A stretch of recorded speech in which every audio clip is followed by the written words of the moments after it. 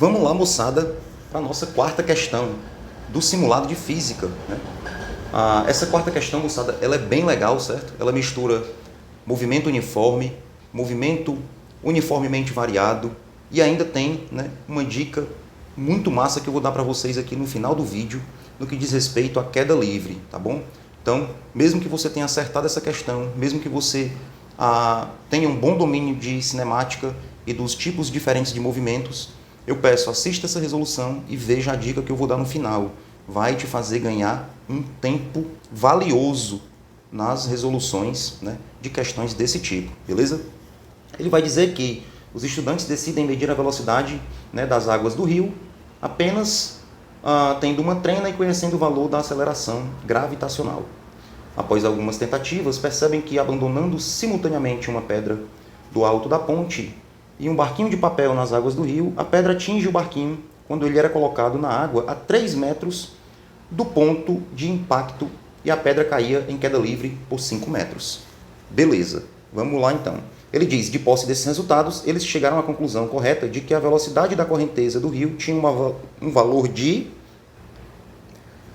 E aí, moçada, a gente tem aqui, né, o esquema na figura, né? Apesar de que, né, ele foi bonzinho aí, né? Vamos combinar que dava para ter, né, esquematizado essa figura, né, só com uma boa interpretação do comando dela, né?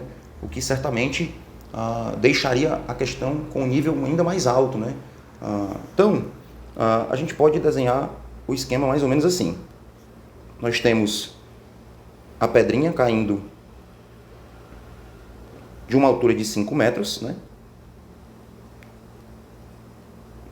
E temos ainda o barquinho encontrando com ela, né, quando largado de uma distância de 3 metros. Né? Então a gente sabe que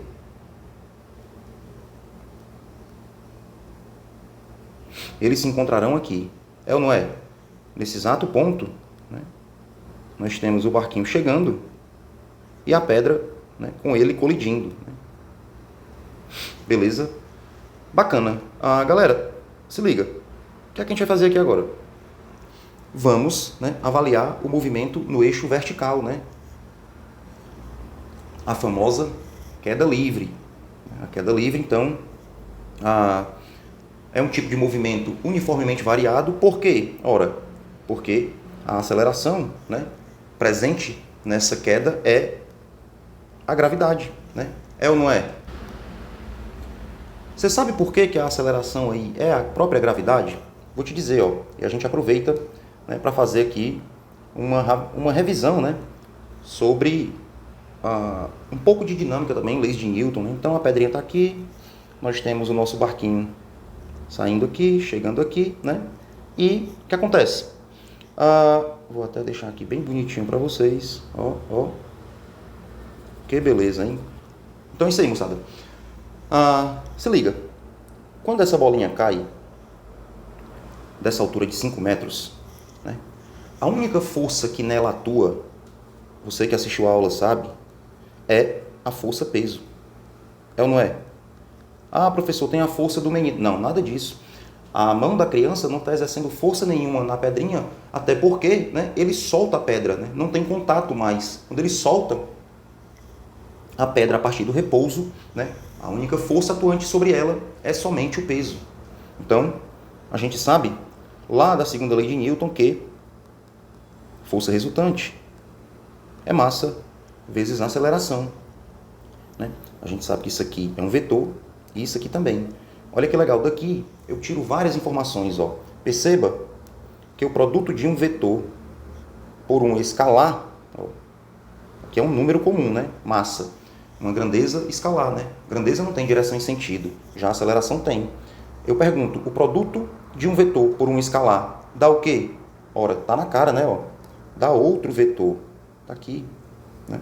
Então eu tenho um vetor, que é a força, sendo resultado, né, de um escalar, que é a massa, né, vezes, né, a aceleração, que é um vetor. Tá? Então, a força resultante, ela sempre vai apontar, né, para o mesmo sentido, na mesma direção e sentido da aceleração. Né?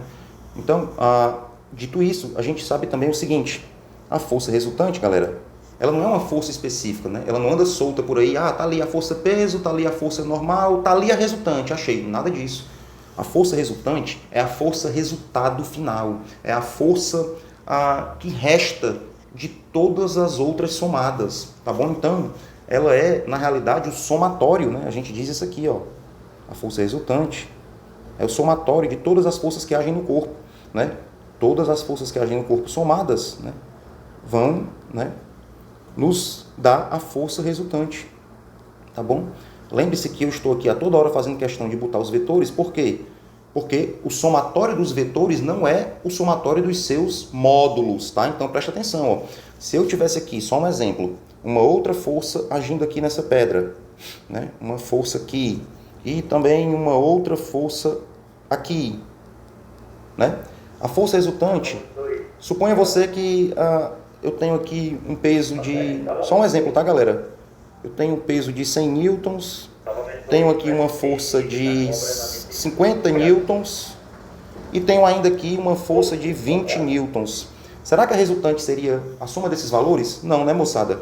A gente sabe que a equação matemática, né, algébrica, não se confunde com a equação, né, vetorial. Aqui eu teria que fazer, né, a nossa brincadeirinha lá de ligar liga um no outro. Por exemplo, aqui poderia ser F', aqui o peso, e depois aqui, a outra de 50 newtons, né? E aí, para finalizar essa soma, eu faço o quê? Eu ligo o ponto de partida ao ponto de chegada, né? Então, teoricamente, nesse exemplo, né, ilustrativo aí, a nossa força resultante, né, somatório de todas as outras forças, seria essa aqui, né? Uma força, né, enquanto vetor com direção e sentido, né, que teria um valor numérico aí, né, calculado, né, a partir de dados da geometria que eles nos forneceriam, beleza? Então, moçada, feita essa revisão, se liga só. Nós temos que a força resultante é o somatório, né, dos vetores força atuantes no corpo, só que todos os vetores força nesse corpo da pedrinha aí são quem? Ora, são tão somente o próprio peso. É por isso que eu digo que a força resultante na pedrinha aqui é o peso, porque ela é o somatório. Só age nela o peso e ninguém mais. O peso, sacou? Então, força resultante é massa vezes a aceleração, peso é massa vezes a gravidade. Eu descobri que o peso é a própria resultante, eu posso então igualar, né? Força resultante igual ao peso, o que me dá massa vezes a aceleração igual a massa vezes a gravidade. Massa vai-se embora com massa e eu chego que a aceleração desse movimento, né, a aceleração a que este corpo está submetida é a própria gravidade, sacou? Olha que revisão, hein? Com uma questão aparentemente simples, tá? Então, feita aqui essa análise, né, desse casamento entre cinemática e leis de Newton, vamos agora resolver. Olha, se a resultante desse corpo é somente o peso, a aceleração dele é a própria gravidade. Como é uma queda livre, nós temos altura final igual a inicial, mais V0YT mais GT quadrado sobre 2, né? A mesma equação do espaço, né? Essa mesma equação aqui,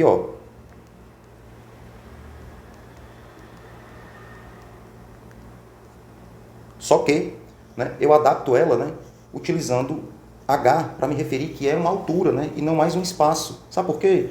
Porque espaço, né, pode dar a ideia de movimentos, né, horizontais. Afinal, quando um corpo, por exemplo, um carro, né, acelera aqui, numa superfície plana, desenvolvendo um movimento, né, horizontal, ele também está, né, regido pela função horária aqui, né, de espaço igual a espaço inicial, velocidade inicial. Mas quando eu tenho um movimento puramente vertical, como é esse caso, né, eu posso usar a altura para melhor simbolizar que estou ali, né, tratando de um movimento no eixo Y, né, um movimento vertical, tá bom?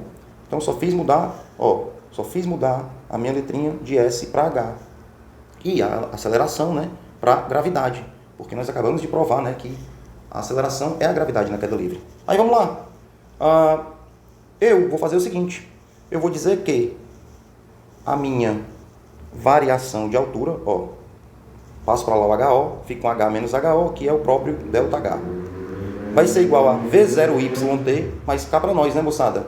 A velocidade inicial em Y é qual? Ela parte do repouso. Se ela parte do repouso, eu tenho que isso aqui vale zero, né? Ó. Então eu fico só com ΔH igual a gt² sobre 2. Eu sei o meu ΔH, está aqui ele, ó, é 5 metros. Então eu tenho que 5 é igual a 10 sobre 2 t². Ora, 10 por 2 é o próprio 5. E aí eu tenho que, se 5 é igual a 5 vezes t², é porque t² é 1, né, galera? t² é 1, o que nos dá t igual a mais ou menos a raiz de 1. Você sabe que a raiz de 1 é o próprio 1, né? Então eu teria um t mais ou menos 1.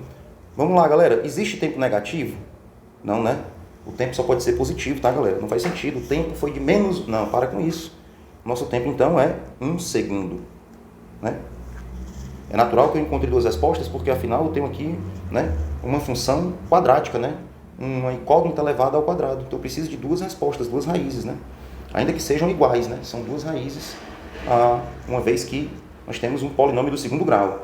Calma, não se espante não, a gente vai ver isso em matemática, tá? Só quero aqui dar o máximo de informações para vocês. Se o tempo é de 1 segundo, ora, fala sério, né, galera? O barco sai daqui. O barco sai daqui e chega aqui, percorrendo 3 metros.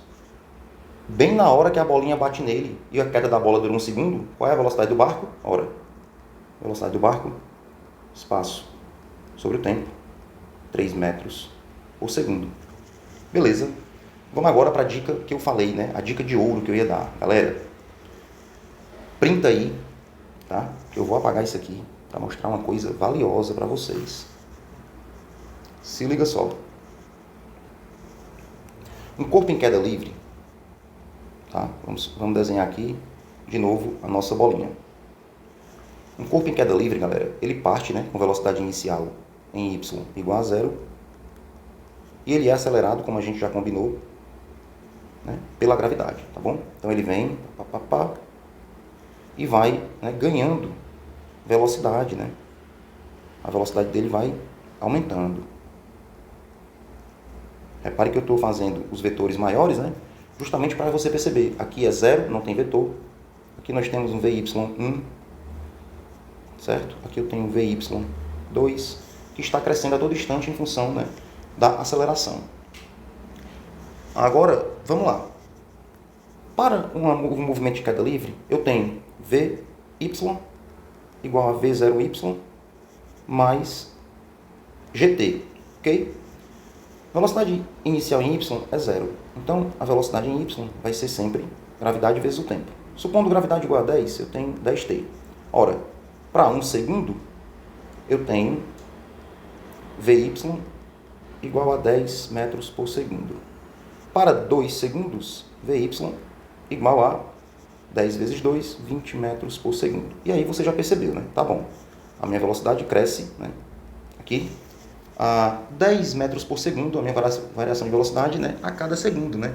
Naturalmente, afinal, a minha aceleração, que é a gravidade, vale 10 metros por segundo ao quadrado, que é a mesma coisa de 10 metros por segundo a cada segundo, né?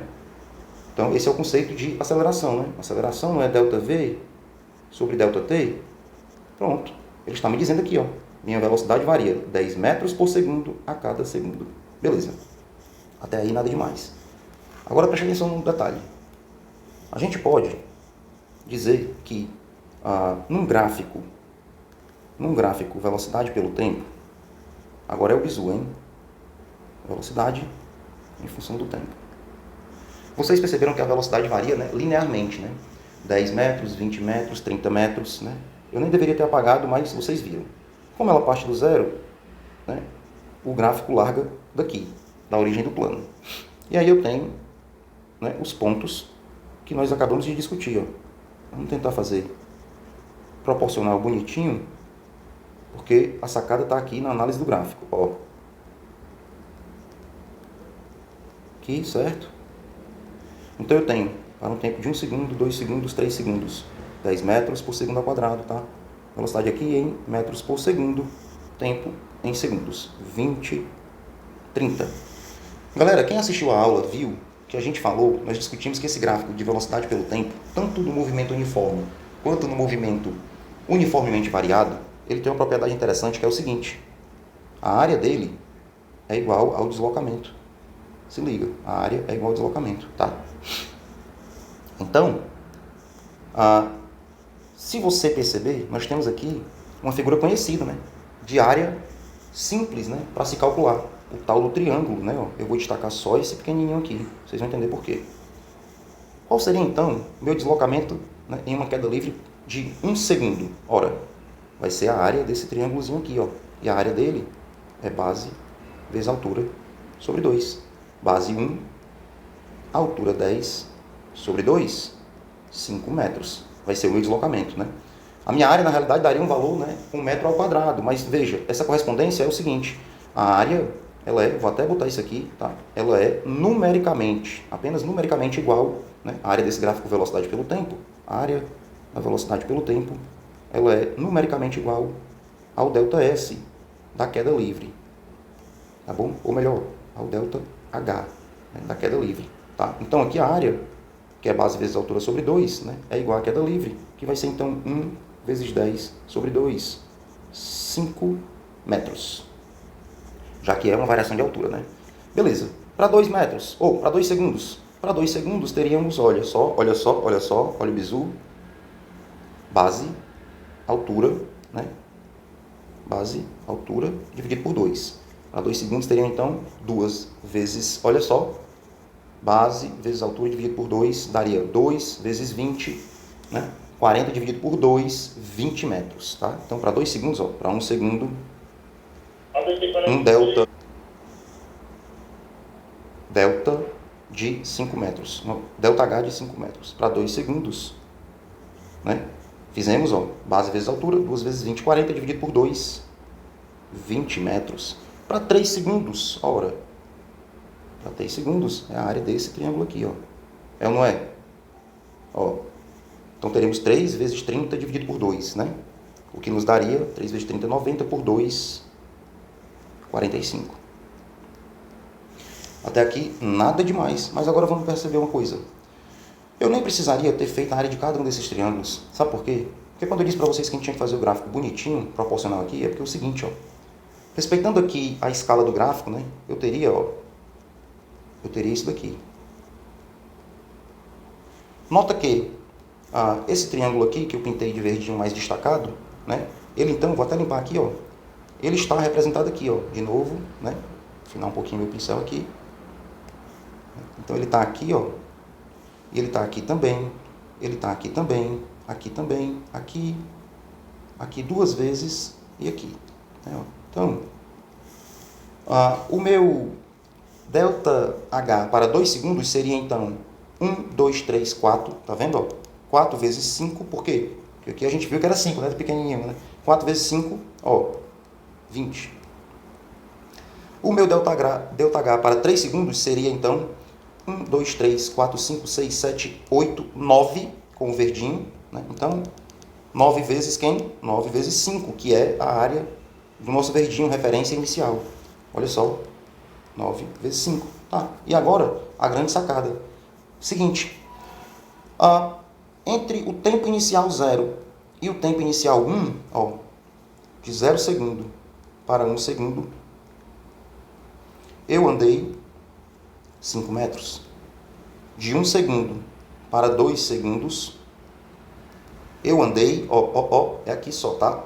De 1 para 2, ó. De 1 para 2, olha só aqui, ó. Eu andei 1, 2, 3. Então, 3 vezes 5, 15 metros. De 2 para 3, vamos lá, de 2 para 3 tem quantos? Ó, 1, 2, 3, 4, 5.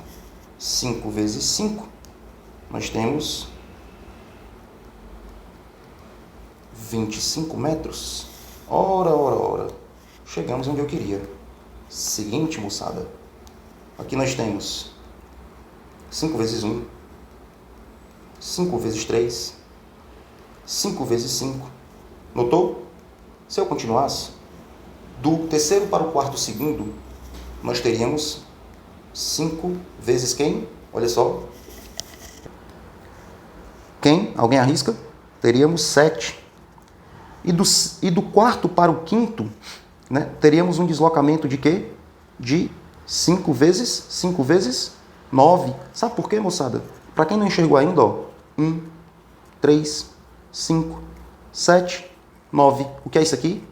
Isso aqui, moçada, é uma progressão aritmética. É uma PA. Uma PA de razão igual a 2. Tá? Então, o próximo deslocamento aqui seria, né, de 5 vezes 11. E por aí vai. Para quem não enxergou ainda o poder desse bizu, eu mostro. Numa queda livre que parte do repouso, no primeiro do start para o primeiro segundo, eu tenho 5 metros. Depois, do primeiro para o segundo, eu tenho 15 metros. Então aqui aconteceria assim, ó. Do 0 para 1 segundo, teríamos 5 metros. Do 1 segundo para 2 segundos, teríamos 15 metros. E aí por diante, moçada, ó. Tá aqui, ó. 5, 15, 25. Então, quando você pega uma questão de queda livre, saiba de pronto, em 1 segundo o corpo percorre 5 metros. Né? No primeiro segundo, preste atenção. Em 2 segundos é a soma, né, desses dois intervalos aqui. Ó. Nós temos então 5 mais 15, 20 metros. Em 3 segundos, nós teríamos a soma desses 3 intervalos aqui, ó, o que nos dá então, ó, 5 mais 15, 20, mais 25, né, 45 metros. Né? Foi ou não foi o que a gente tinha combinado no começo? De avaliar aqui, ó, o gráfico. Ó. Para 1 segundo, 5, que é o verdinho, a nossa unidade de referência. Para 2 segundos, ó, olha só, olha só. Para 2 segundos, 1, 2, 3, 4. 4 vezes 5, 20. Para 3 segundos, 1, 2, 3, 4, 5, 6, 7, 8, 9. Né? Então, 9 vezes 5, 45. Sacou? Então, moçada, são múltiplos de 5. Né? E a cada intervalo de tempo igual de 1 segundo, né, essa distância cresce, né, numa progressão aritmética de razão igual a 2. Isso se chama, moçada, vocês acabaram de aprender, a chamada proporção de Galileu. Valeu? Tamo junto, galera. É nóis.